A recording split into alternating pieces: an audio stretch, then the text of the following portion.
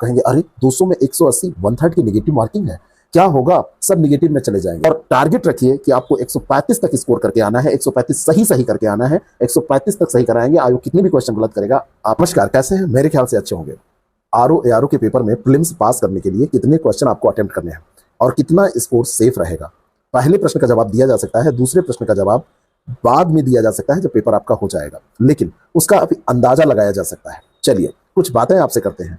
इस बार के paper pattern में बदलाव है। 140 का जीएस और 60 की हिंदी एक साथ पूछे जाएंगे। 200 प्रश्नों का एक प्रश्न पत्र आपके सामने आएगा। 3 घंटे का पेपर होगा। 3 घंटे में पूरे पेपर को एक साथ करना है। 140 का जीएस पहले जब अलग पूछा जाता था, सरल पेपर आता था, हिंदी अलग पूछी जाती थी।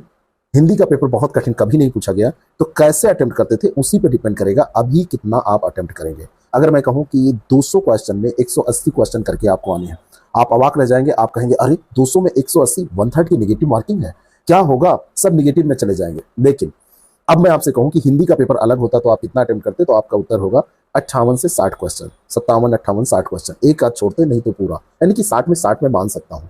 और जीएस में मैं आपसे पूछूं कि 140 में कितना करते, तो आप कहते हैं 117 18 120 122 क्वेश्चन। एवरेज मान लेता हूं कि 120 क्वेश्चन। बहुत कम करने से कई बार आप रेस से वैसे ही बाहर हो जाते हैं। मरना है या जीना है, खाके मरना है खाके जीना है। कहने का मतलब यह है बहुत कम अटेम्प्ट करके अगर एक्यूरेसी आपकी बहुत अच्छी है, एक्यूरेट करते हैं क्वेश्चन आप, तब तो आप पास कर सकते हैं, लेकिन ऐसा बहुत कम होता है। अगर आपका ऐसा है कि आप 85 करते हैं और आपके 75 सही हो जाते हैं, 90 करते हैं, आपके 80 82 सही हो जाते हैं, तो मैं कहूंगा आप कम करके ही आइए। लेकिन अगर आपके 25-30 सवाल गलत होते हैं तो आप कम करके ना आइए। जीएस में 140 में 120 आप अटेम्प्ट करिए, 30 सवाल गलत हो जाते हैं, बचे 90, 10 नेगेटिव मार्किंग में कट जाएंगे, बचे 80। 115 आपने किया और अगर 30 गलत हो गया तो बचा 85, और 10 और गलत हो गया तो बचा 75।